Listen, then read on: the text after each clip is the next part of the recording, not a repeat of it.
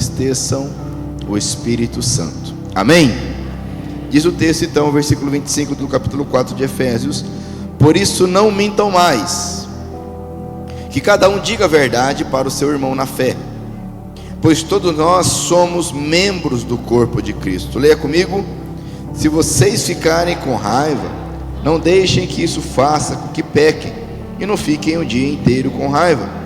Não deem ao diabo oportunidade para tentar vocês. Quem roubava, que não roube mais, porém comece a trabalhar a fim de viver honestamente e poder ajudar os pobres. Não digam palavras que fazem mal aos outros, mas usem apenas palavras boas que ajudam os outros a crescer na fé e a conseguir o que necessitam, para que as coisas que vocês dizem façam bem aos que ouvem, e não façam com que o Espírito Santo de Deus fique triste, pois o Espírito é a marca de propriedade de Deus colocada em vocês, a qual é a garantia de que chegará o dia em que Deus os libertará. Abandonem toda amargura, todo ódio e toda raiva, nada de gritarias, insultos e maldades. Pelo contrário, sejam bons e atenciosos uns para com os outros, e perdoem uns aos outros, assim como Deus, por meio de Cristo, perdoou vocês. Amém? Quem foi perdoado por Cristo Jesus aqui? Amém. Vamos orar. Pai querido e santo, maravilhoso, obrigado pela tua palavra, obrigado pela oportunidade e privilégio que temos de juntos te louvar e adorar. Obrigado, ó Deus, pela tua presença que está operando, agindo em nosso meio, com salvação, com cura e libertação. Eu peço que pelo teu poder, ó Pai, agora a tua palavra flua em nosso meio, com liberdade, com ousadia e autoridade, penetrando, ó Deus, no mais profundo de cada um de nós, trazendo, ó Pai, à tona o que precisa ser curado, abandonado, perdoado, em nome de Jesus, Pai. Eu oro repreendendo toda a resistência do inimigo, e nós oramos juntos em nome de Jesus. Amém? Pode sentar por um momento.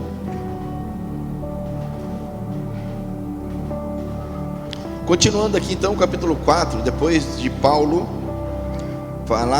escrever sobre verdades profundas acerca da obra de Cristo Jesus, acerca da Trindade, acerca do Pai, do amor do Pai, da obra, da graça de Cristo Jesus, do poder do Espírito Santo, que é o selo e garantia da nossa salvação.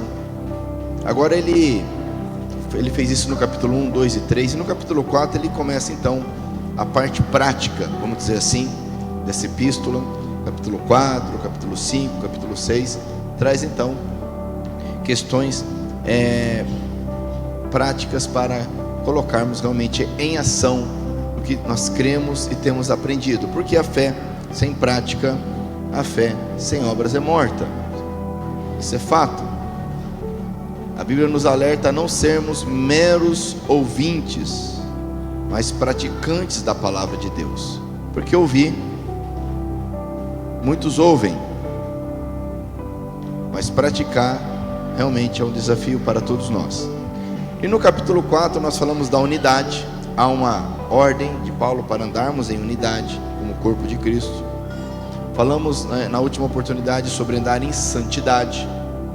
E santidade não é um mistério, não é um poder sobre-humano, como infelizmente nós vemos hoje, de forma tão triste, a idolatria tomando conta, ou persistindo no meio do ser humano, que gosta de criar os semideuses, né? Alguns outros usam outros nomes, mas desde a mitologia muito antiga, os semideuses, né? Aqueles que estão acima dos homens e abaixo de Deus para fazer alguma coisa. Mas não existe isto na palavra do Senhor. A Bíblia diz que Deus criou os homens à sua imagem e semelhança, e que em Cristo Jesus nós somos santificados para servi-lo, e que há apenas um mediador entre Deus e os homens, e este é Cristo Jesus, que é Deus e é homem. E justamente por ser Deus e por ser homem, ele pode então interceder, intermediar, porque ele tem acesso ao Pai, pois é um com o Pai, e ele também intercede porque compreende e entende nossas fraquezas, uma vez que ele andou como homem, como ser humano entre nós, e morreu por nós. Amém? Entendido esse básico que muitos teimam em não entender, muitos teimam em desobedecer, vamos continuar aqui falando sobre santidade, e agora com alguns pontos bem específicos. Então Paulo ele vai falar aqui, ele vai escrever alertando sobre alguns pecados em especiais que impedem essa vida de separação, essa vida de santidade, essa vida de consagração. Então ele vai dizer no versículo 25: por isso, ou seja, pelo fato de nós estarmos em Cristo Jesus, por isso não mintam mais, que cada um diga a verdade para o seu irmão na fé, pois todos nós somos membros do corpo de Cristo. Interessante porque a mentira ela está enraizada em nós. A mentira ela surge em cada um de nós como um instrumento de defesa, como um instrumento para vencer, como um instrumento para se defender de medos que nós temos, de vergonha, nos defender de traumas.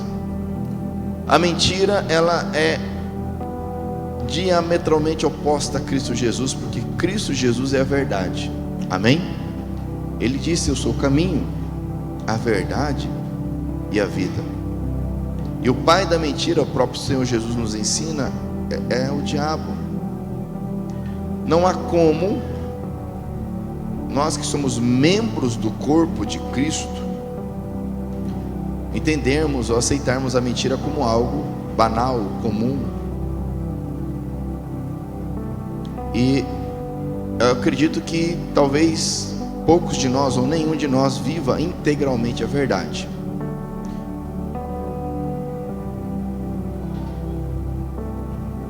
Porque a mentira, como eu disse, ela está enraizada em nosso coração. Talvez tenhamos uma certa facilidade, alguns, de falar a verdade, mas no momento que estamos acuados, somos confrontados, no momento que podemos sofrer algum tipo de sanção, penalidade, no momento que podemos de alguma forma sermos prejudicados, nós deixamos de falar a verdade. Mas o Salmo 15 diz que aquele que poderá habitar no monte do Senhor é aquele que mantém a sua palavra, ainda que com prejuízo próprio. A verdade faz parte de uma vida unida com Cristo Jesus. Quem está entendendo, diga amém. Então o primeiro ponto aqui é mentira, algo que flui do coração, é expressa tanto por palavras como por atitudes, expressões. Não há como aceitar, não há como fingir que está tudo bem se você ainda está preso na mentira. O Senhor Jesus nos diz hoje, o Espírito Santo nos diz hoje para abandonar qualquer tipo de engano, qualquer tipo de mentira. E no nosso caso, como brasileiros em especial, nós somos conhecidos e às vezes até nos gabamos pelo jeitinho brasileiro, darmos um jeitinho, e muitas vezes dar o jeitinho passa pela mentira. Não faça isso. Sonde o seu coração nesta noite, para que a mentira seja desarraigada, seja arrancada, porque você é membro do corpo de Cristo. Amém? Amém? Você que crê no Senhor Jesus, você que entregou a sua vida a Ele, é membro do corpo de Cristo. Mas Paulo, ele também nos fala de algo muito interessante, muito prático, muito cotidiano. Assim como a mentira, ele diz: não fiquem com raiva. Ou melhor, se vocês ficarem com raiva, não deixem que isso faça com que pequem. Olha que interessante esse texto. Não fiquem o dia inteiro com raiva. Algum texto mais conhecido vai dizer assim: não permita que o sol se ponha sobre a sua ira. Perceba que o ficar com raiva, o ficar irado, a princípio não é pecado. Por quê? A ira justa é algo que Deus manifesta. O que é uma ira justa? Ora, diante de uma injustiça, diante de algo errado, não há como eu sorrir e falar que está tudo bem. Olha, ele matou, ó, que bonito, está tudo bem. Olha, ele enganou. Olha, ele abandonou a esposa. Olha, ele espancou o filho. Está tudo bem. Não. A ira, a indignação justa, ela é algo que demonstra, é um termômetro dos nossos valores. A questão não é essa. A questão é que muitos são tomados pela ira, pela raiva. Muitos se indignam por coisas insignificantes. Às vezes pelo simples fato de ser contrariado, ou pelo fato de algo não ter acontecido conforme foi planejado. A pessoa então é tomada pela ira. E a ira então, dessa forma, essa ira injusta, nos leva ao pecado. O pecado às vezes manifesta por palavras, pecado às vezes manifesta por atitudes, por violência, seja verbal, seja física. Então, se você se sente indignado, irado com questões injustas, até aí, amém. Mas o que Paulo está dizendo, olha, não permitam. Se vocês ficarem irados com raiva, não deixe que isso faça com que peque. E mais ainda, seja rápido em perdoar, seja rápido em relevar. Não permita que o sol se ponha sobre a sua ira. Uma questão muito interessante aqui envolve os casais. Quantos casais brigam? E assim, eu não consigo acreditar que casal briga, porque lá em casa a gente nunca discutiu, né, amor? Hoje não, né? Você vê? Glória a Deus. Ah, é domingo, né? Hoje é dia do Senhor, né? Não pode, né? Discutir, né? Mas o casal discute, briga, se desentende. Isso acontece. Mas quantos casais que quando isso ocorre, então o marido emburra? Irmãs, tem alguma irmã aqui que o marido emburra? Levanta a mão, só a irmã. Pode levantar a mão. Pode, isso. Se ele ficar meio bravinho, depois a gente conversa com ele. Até tu, Ederson. O homem emburra, certo? A mulher às vezes, e a mulher quer falar, e às vezes não é hora de falar, e ela quer falar. Quantos maridos aqui tem mulher que quer falar, mesmo quando não é hora de falar? Levanta a mão, vamos ver. Tem também, olha. Ah, é assim também, Guilherme? Mas isso faz parte do nosso convívio. Isso é vida de adulto. Isso é vida de pessoa madura. Agora, se for criança, se for mimizento, birrento, não consegue lidar com isso. Mas muitos casais nesse contexto, então, o que acontece? Passa um dia, 2, 3, uma semana, sem se falar. Não dorme nem no quarto. Tem homem que vai dormir, meu Deus do céu. Às vezes quando me conta esse tipo de situação, é que eu sou um homem muito tranquilo, muito, né? Eu sou fleumático, né? Como diz algum. É nada, eu sou 150% sanguíneo que fala? Colérico, eu sempre confundo. Mas às vezes a gente vai aconselhar, fica sabendo que o homem saiu, não, foi dormir na sala. Foi dormir no quarto do filho. Saiu de casa. Misericórdia, amados, da minha vida. Porque aí eu peco.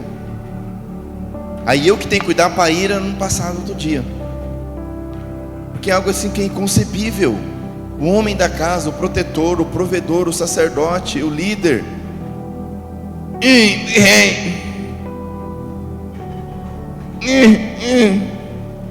Meus irmãos, tem que resolver. E às vezes vai ter coisa que não vai resolver num dia, mas a ira tem que passar, tem que conversar. Eu não vou falar das mulheres, que não é o papel que cabe a mim, né?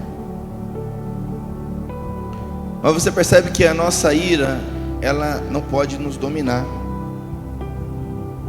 Ela não pode tomar conta de nós, porque senão iremos pecar. E é tão interessante, porque olha que interessante que o versículo 27 vai dizer assim, ó: não deem ao diabo oportunidade para tentar vocês. E é uma sequência aqui, né? Apesar dessa divisão artificial de versículos, que é para facilitar a leitura, mas aqui é um texto só, uma sequência. Então, o fato de eu irar e permitir que essa ira me leve a pecar, o fato de eu permitir que essa ira passe de um dia para outro, e outro, dará oportunidade, aqui o texto diz oportunidade, mas literalmente é lugar. Talvez você já até ouviu esse versículo, não deis lugar ao diabo. Então, ou seja, o que é dar lugar? O que é dar oportunidade? É dar espaço para o diabo me acusar, me tentar, me levar ao pecado. Meus irmãos, não podemos dar espaço, nem um palmo de terra. Então chegar lá, talvez você tenha casa própria, vai chegar alguém lá, ô fulano, posso pegar aqui fazer o seguinte, vamos ali no cartório, vou pegar aqui um metrinho aqui do seu terreno. Ah, beleza, vou pegar. É assim que funciona? Mas a gente dá 1 metro, 2, 10, 15 metros, dá a vida, o espaço todo para o diabo agir. Não dê lugar, não dê oportunidade para é nós que damos o lugar, não é ele que vem de uma forma, somos nós.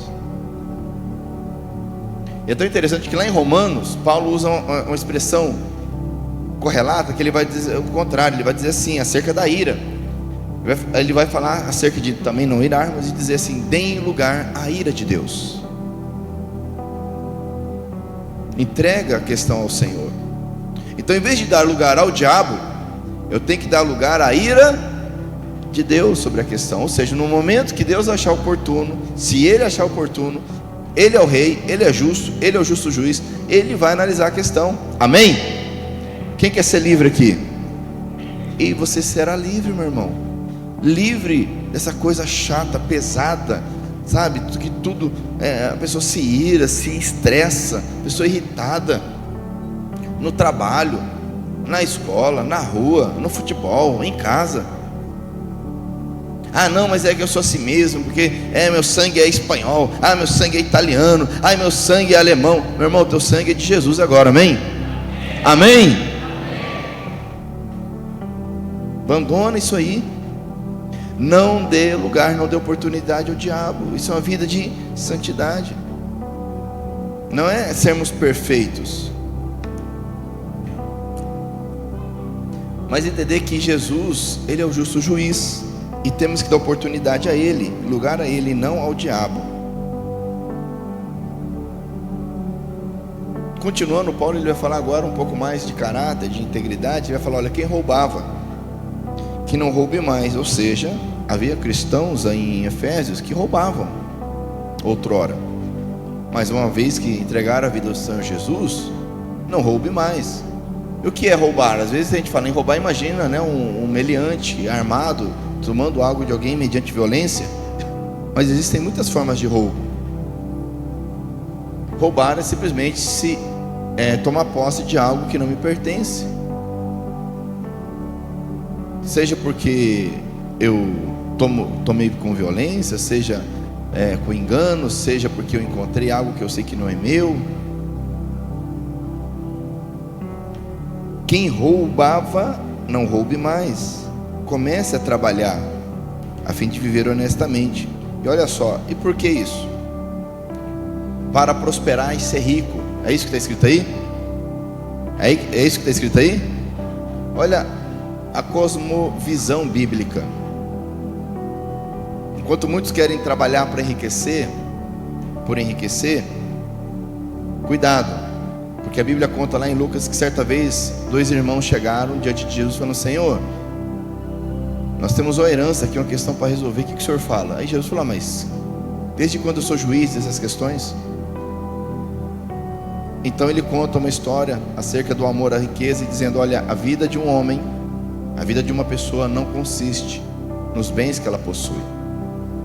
Deixa eu falar algo bem sério para você aqui, presta atenção, olha aqui, olha bem no meu olho agora.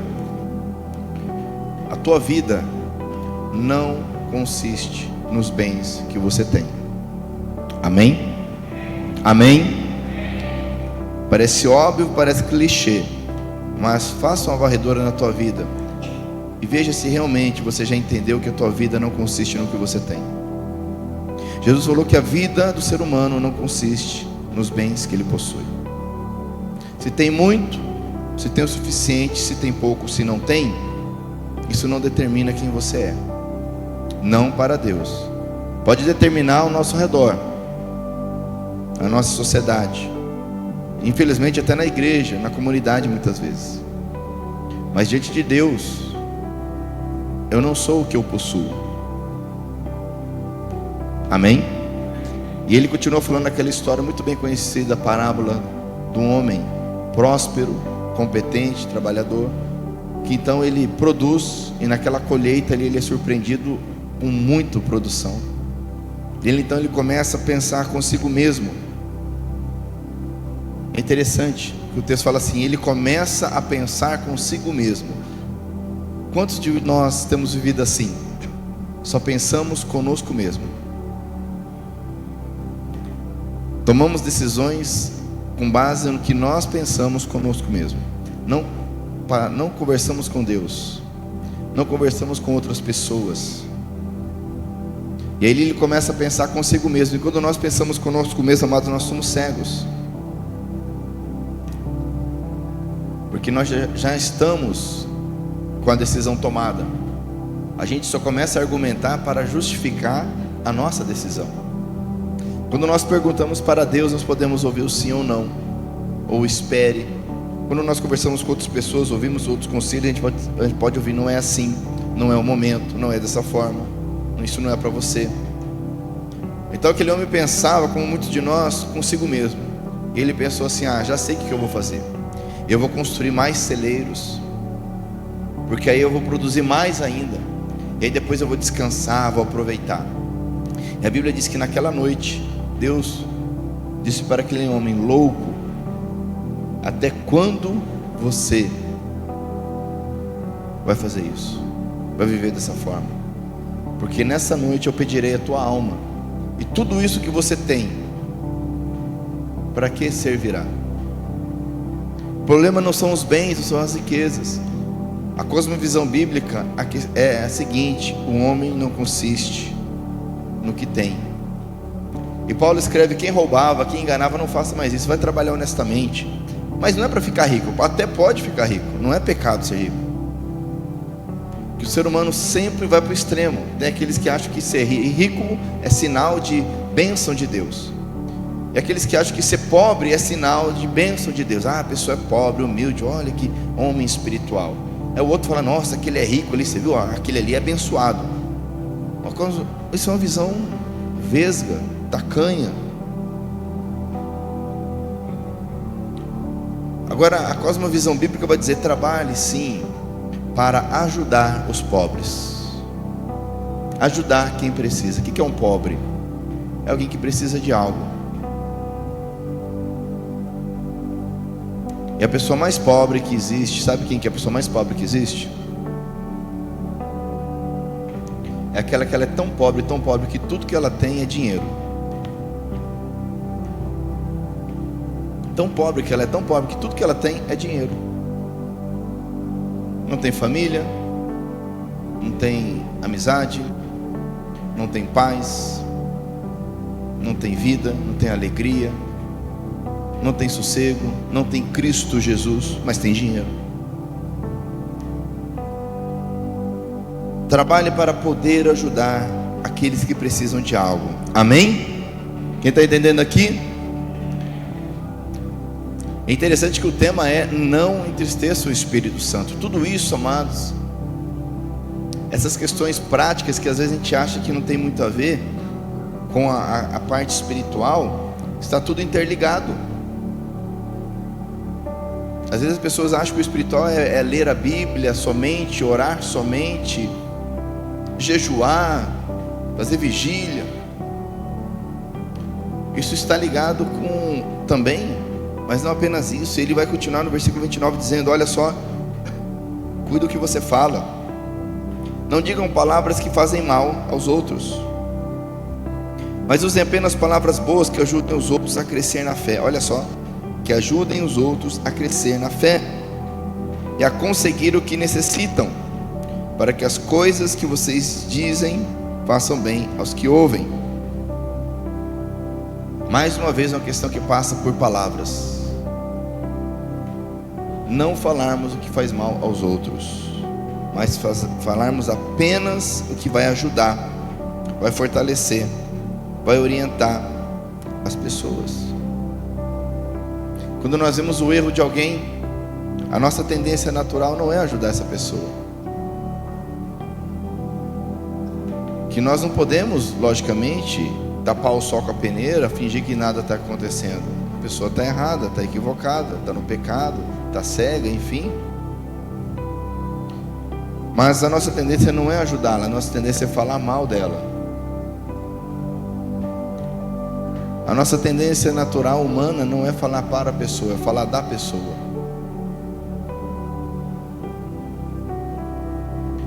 E falamos o que faz mal aos outros, das mais diversas formas. Não faça isso, meu irmão. Em vez de falar da pessoa, fale para a pessoa. Se você não tem como falar para a pessoa, ore pela pessoa. Eu não ouvi nenhum amém. Está entendendo isso? Não podemos ser instrumento nas mãos do diabo, não podemos dar lugar ao diabo. Jesus orienta lá em Mateus 18, dizendo: olha, se teu irmão pecar, conversa com ele. Ah, mas ele não quer ouvir. Então você chama outro irmão e conversa.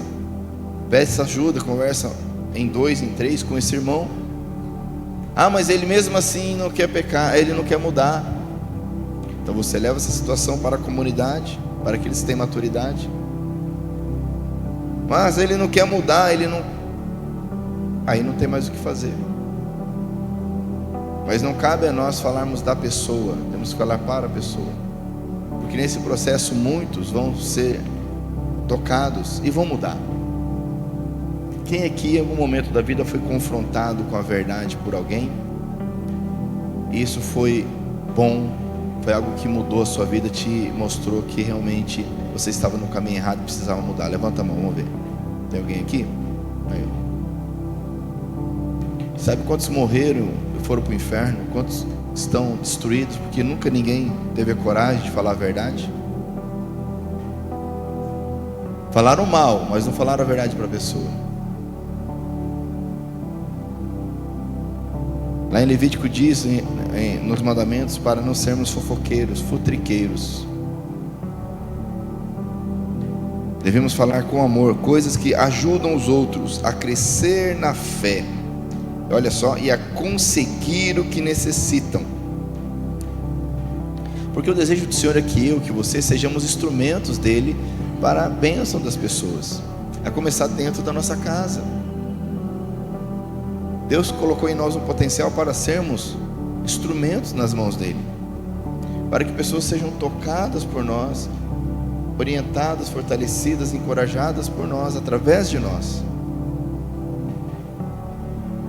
Porque se nós não fizermos nada disso, amados, nós vamos entristecer a pessoa do Espírito Santo. Antes de falar um pouquinho mais sobre essa questão de entristecer o Espírito Santo, abra comigo a sua Bíblia lá em Tiago, capítulo 3.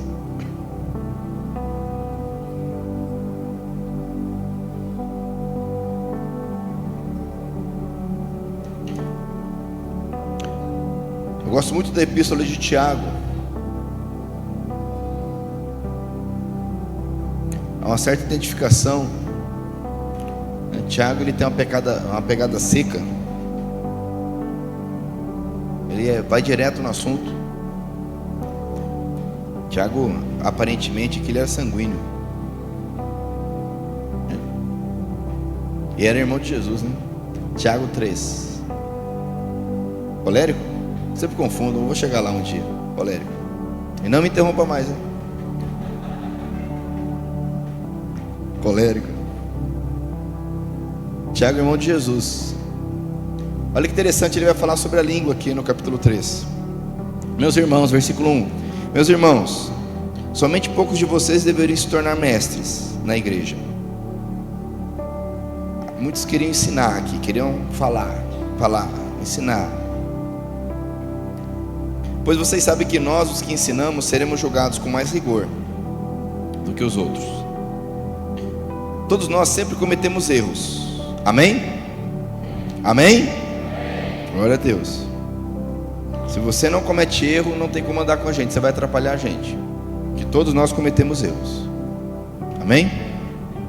Quem não comete nenhum erro no que diz, já é outro nível, né? É uma pessoa madura, capaz de controlar todo o seu corpo. Até na boca dos cavalos colocamos um freio para que nos obedeçam, e assim fazemos com que vão aonde queremos. Ele dá o exemplo do navio, grande como é, empurrado por ventos fortes, ele é guiado por um pequeno leme e vai onde o piloto quer. Isso tudo para comparar com a língua. É isso que acontece com a língua. Mesmo pequena, ela se gaba de grandes coisas. Vejam como uma grande floresta pode ser incendiada por uma pequena chama. A língua, olha só, a língua é um fogo. Ela é um mundo de maldade. Ocupa o seu lugar no nosso corpo e espalha o mal em todo o nosso ser, com o fogo que vem do próprio inferno. Olha isso aqui, amados. Tiago estava tranquilo, meditando nesse dia, né? Com o fogo que vem do próprio inferno, ela põe toda a nossa vida em chamas. O ser humano é capaz de dominar todas as criaturas e tem dominado os animais selvagens, os pássaros, os animais que se arrastam pelo chão e os peixes. Leia comigo o versículo 8, bem forte. Mas ninguém ainda foi capaz de dominar a língua. Ela é má, cheia de veneno mortal, e ninguém a pode controlar. Pode dizer misericórdia. Usamos a língua tanto para agradecer ao Senhor e Pai, como para amaldiçoar as pessoas que foram criadas parecidas com Deus. Da mesma boca saem palavras tanto de agradecimento como de maldição. Então a gente está aqui louvando ao Senhor, único, Tu és único, incomparável, Deus, Rei da minha vida. Dali a pouco,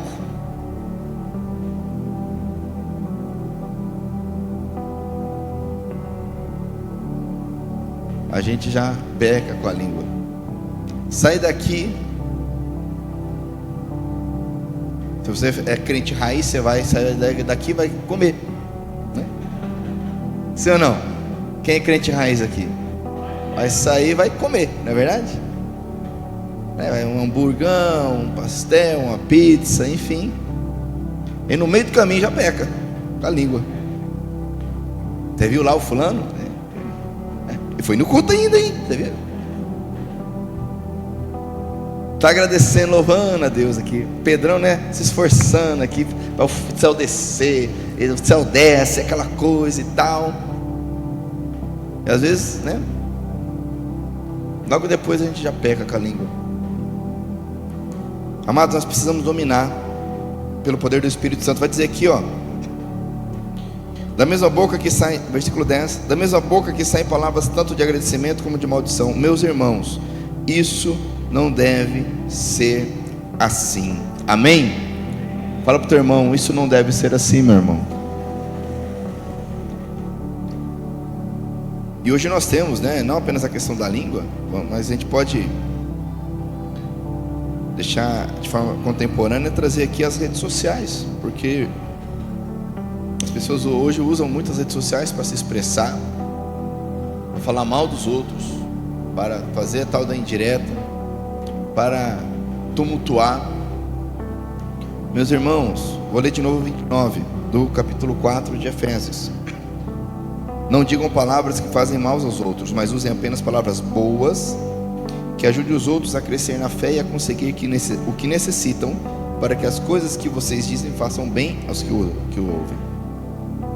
E dessa forma, o versículo 30 vai dizer: e não façam o que o Espírito Santo de Deus fique triste. Qual que é a importância disso? Primeiro, vamos entender que o Espírito Santo, diferente do que muitas seitas vão dizer, é uma pessoa. É a terceira pessoa da Trindade. Que só uma pessoa pode ser entristecida. O Espírito Santo é Deus, não é energia. Não, o Espírito Santo é uma energia. Não é energia, ninguém entristece uma energia. É uma pessoa. E qual que é a questão aqui de entristecer o Espírito Santo? Como Paulo escreve acerca da obra de Deus, a Trindade, no capítulo 1, ele vai explicar que o Pai amou o mundo, o Filho se entregou morreu, nos redimiu com seu sangue. O Espírito Santo é a marca, é a propriedade, é quem dá continuidade a esta obra. E Ele habita em nós e nós somos templo dele. Nós temos um dono e a marca de propriedade é o Espírito Santo. Uma vez que eu entristeço o Espírito Santo, eu compreendo pelas Escrituras que é possível que ele seja retirado, de tal forma que eu não tenho mais a marca de propriedade do Deus vivo. Eu deixo de pertencer a Deus. Paulo vai escrever aqui, não faça com que o Espírito Santo de Deus fique triste, pois o Espírito é a marca de propriedade de Deus colocada em vocês. Isso já está lá no capítulo 1. Ele reforça aqui. E olha só, essa marca é a garantia, diga garantia, de que chegará o dia em que Deus os libertará. Então, amados, o Espírito Santo é uma garantia da palavra de Deus. Agora, se ele não está mais em mim, e nós temos um exemplo muito interessante na palavra de Deus acerca disso. A Bíblia nos ensina que o que foi escrito antes de Jesus era sombra de algo maior. Olha que interessante isso. Quando Moisés consagrou o tabernáculo, que era o local de adoração ao Senhor, a Bíblia diz lá em Êxodo capítulo 40 que desceu fogo do céu, e a presença do Senhor era tão grande que Moisés não podia permanecer, entrar no tabernáculo. E séculos depois, por ordem e orientação de Deus, Salomão então construiu o templo para substituir o tabernáculo, que era uma tenda móvel. Agora, o reino estabelecido, a capital estabelecida, Jerusalém, Deus então determina a construção de um templo fixo, o templo de Salomão. E quando Salomão consagra o templo, a Bíblia diz que o Espírito Santo, o poder de Deus, o fogo veio novamente, e a presença de Deus era tamanha que não conseguiam entrar. Ou seja, era a testificação de Deus dizendo: olha, eu estou no meio de vocês. Assim como hoje nós temos a testificação, que é o Espírito Santo que nos convence do pecado, da justiça e do juízo, habitando em nós. Mas é interessante, presta atenção, que ao longo dos séculos, depois que Salomão pecou, e veio seu filho Roboão, e com ele a divisão do reino, entre ele e Jeroboão, o negócio descambou. Por mais que de vez em quando surgia um rei justo, um rei que temia a Deus, o negócio descambou, que chegou um ponto que Deus falou, Deus determinou então que ele não mais habitaria ali. E Ezequiel, o profeta Ezequiel, tem essa visão da presença do Espírito Santo de Deus deixando o templo e indo embora. Tamanha foi a maldade, tanto entristeceram o Espírito, o poder de Deus, que ele se retirou. Outro exemplo, presta atenção aqui. A Bíblia fala de Sansão, dos juízes. E Sansão, ele tinha um poder sobre-humano, uma força sobre-humana. Muitos aí em relatos, em filmes, em séries, retratam, né, o Sansão, bodybuilder, né, fortão. Mas a Bíblia não diz isso. Diz que o poder do Espírito Santo o tomava e vinha uma força sobrenatural sobre ele. Não era uma força natural dos seus músculos. Isso aconteceu porque Deus o consagrou para ser libertador, ser juiz. E desde o ventre, de tal forma que ele não poderia fazer uma série de coisas para mostrar para todos quem ele era. Não poderia comer, por exemplo, frutos, o fruto da videira, a uva e qualquer coisa relacionada à uva. Não poderia tocar em cadáveres, por exemplo. Não poderia cortar seus cabelos, porque ele tinha um voto chamado Nazireu. O poder de Sansão não estava no cabelo. Isso é lenda. E ao longo da vida dele, você vai perceber que ele foi desprezando. Então vai perceber ele tocando em cadáver. Você vai percebendo ele tendo relações com mulheres imorais, ele casando com mulher que não era do povo de Israel. Ele vai aos poucos, não é da noite para o dia. Cortou o cabelo, perdeu o poder. Não, meu irmão, não é assim que funciona. Por isso que a gente peca. Porque a gente peca, não caiu o fogo do céu, a gente não caiu duro, né?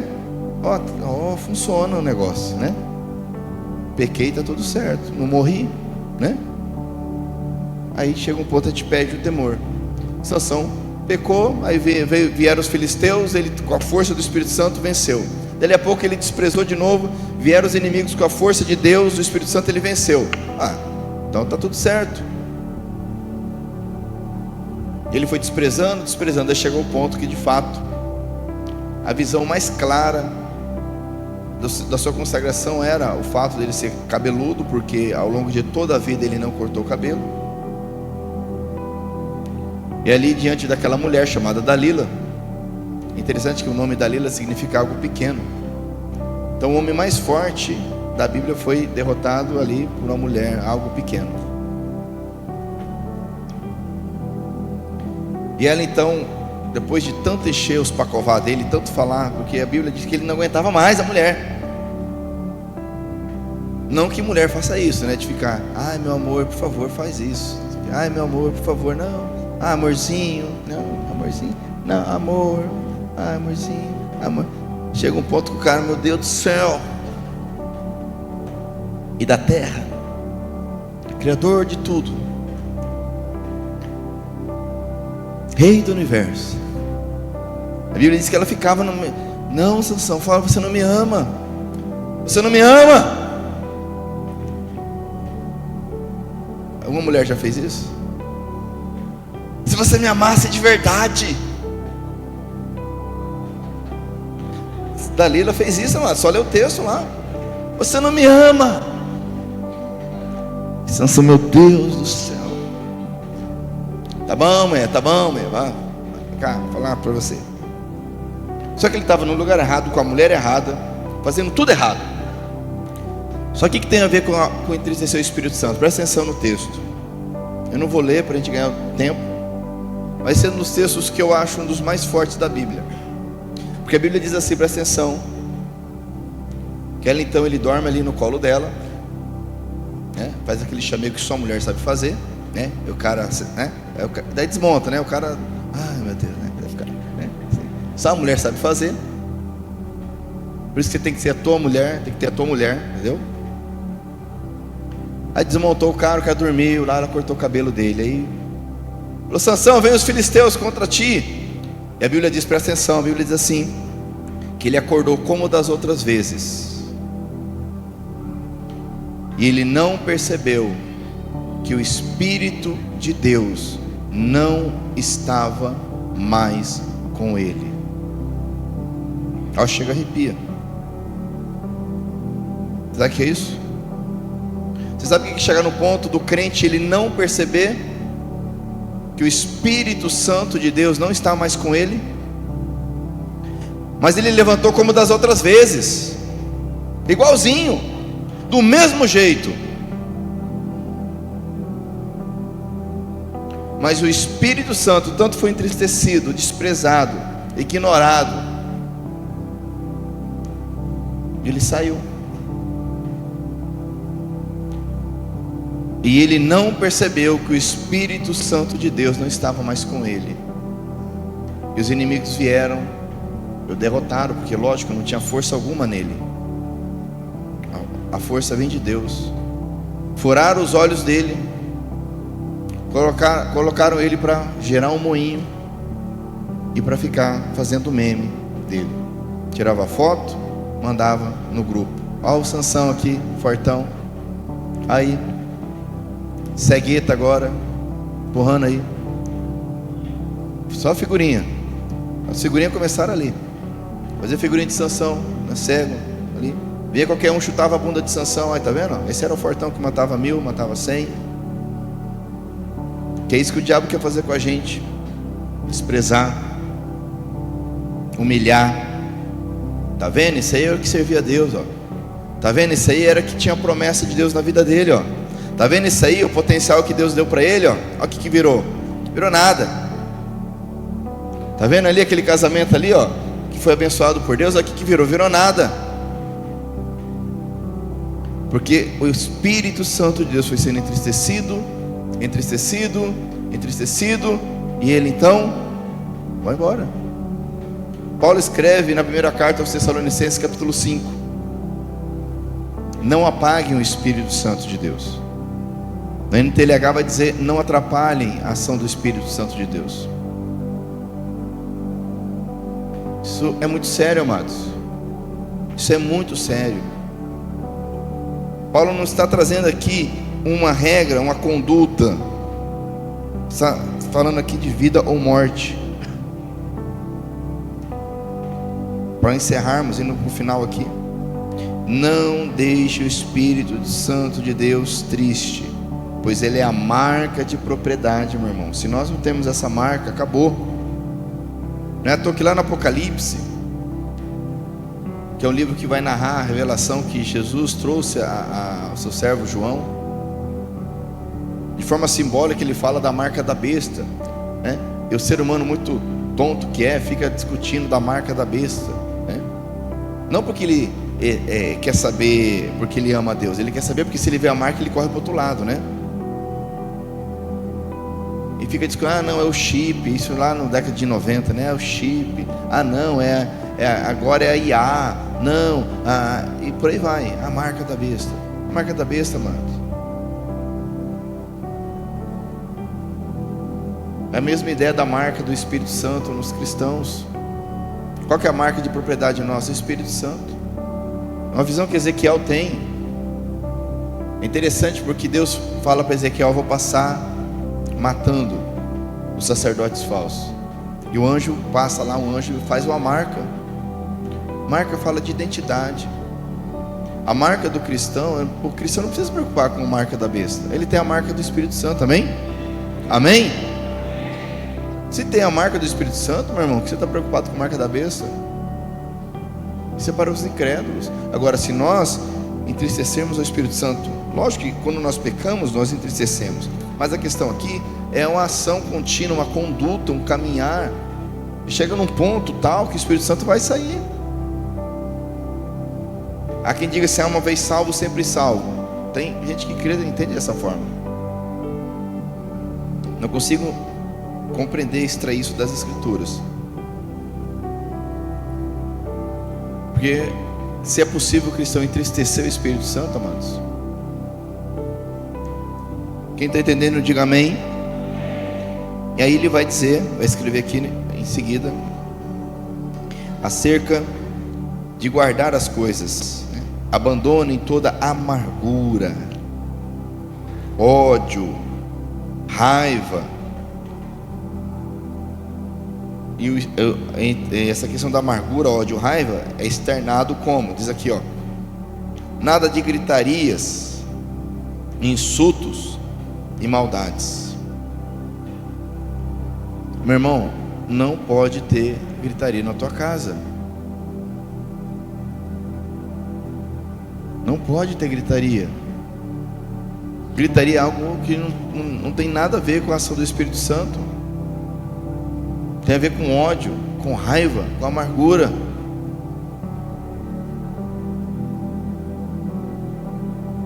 É triste que às vezes os vizinhos sabem até a hora, né, que vai começar o negócio.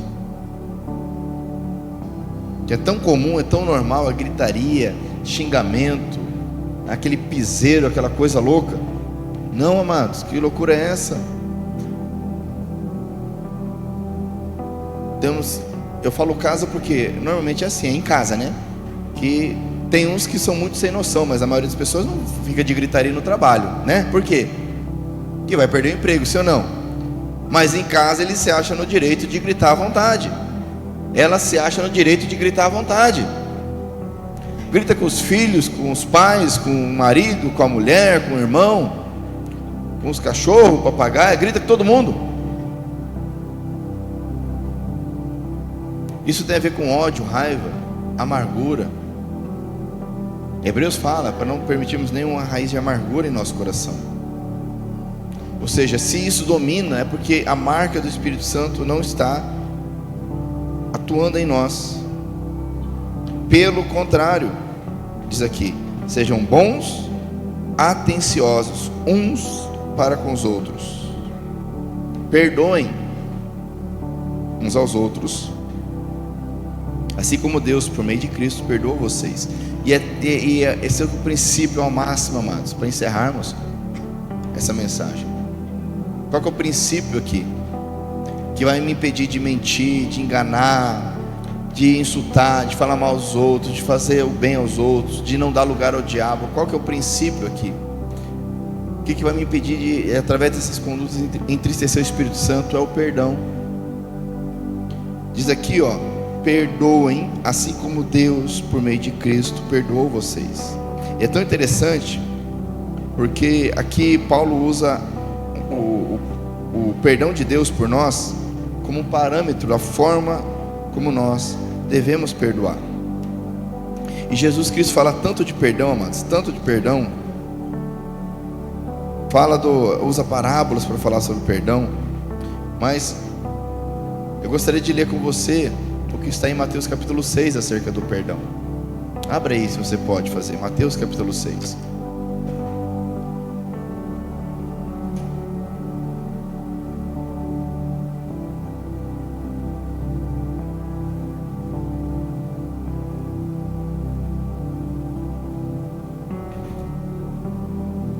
Aqui nós temos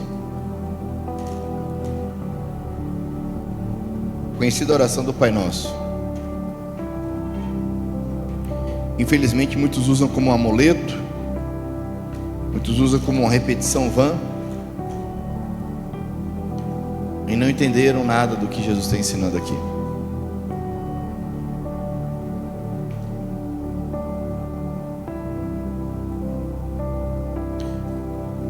Aqui em Mateus 6, versículo 9, diz assim: portanto, orem assim, : Jesus então começa a ensinar a oração. Mas o que tem a ver com a mensagem aqui, o princípio do perdão é, versículo 12, quando orarmos, devemos pedir perdão a Deus, dizendo: perdoa as nossas ofensas, como também nós perdoamos as pessoas que nos ofenderam. Então você percebe que o perdão que eu peço a Deus está relacionado com a forma como eu perdoo as pessoas que me ofendem. Ou seja, se eu não perdoo as pessoas que me ofendem, eu não recebo perdão da parte de Deus. Isso é tão interessante que o versículo 14, depois que acaba a oração, há uma ênfase aqui de Jesus dizendo: porque se vocês perdoarem as pessoas que ofenderem vocês, o Pai de vocês que está no céu também perdoará vocês. Mas se não perdoarem essas pessoas, o Pai de vocês também não perdoará as ofensas de vocês. Percebe isso aqui, meu irmão? Agora, o que seria de nós se Deus não nos perdoasse? O que será de nós se Deus não nos perdoar? Agora, o perdão de Deus está relacionado ao arrependimento, mas está relacionado a perdoar as pessoas. Nada de gritaria, nada de insulto, nada de ofensa, nada de ódio, amargura, raiva. Perdoem uns aos outros, ajudem uns aos outros, como Deus perdoou. Paulo escreveu um perdão que é condicionado, como Jesus ensina, e assim nós não vamos entristecer o Espírito Santo de Deus. Essa é uma forma de viver o Evangelho. Essa forma de viver o Pai Nosso. Uma situação interessante: estávamos nesse fim de semana lá no Top Pantanal. Ele, em uma situação, uma das famílias estava orando, e tinha um irmão ali que precisava de oração ali, estava com dor na situação ali. E aí alguém falava: vamos orar um Pai Nosso pelo fulano. Eles oravam o Pai Nosso. Vamos orar um Pai Nosso pelo fulano. Aquilo foi 1 hora, 2 horas, 3 horas. Chegou uma hora, eu falei: fulano, ora pelo teu companheiro aqui. Ele falou: vamos orar um Pai Nosso. Eu falei: não, para com esse negócio de Pai Nosso. Ora por ele. Ele começou a orar: Senhor, ajuda o meu irmão, ele precisa disso, que está com a sensação.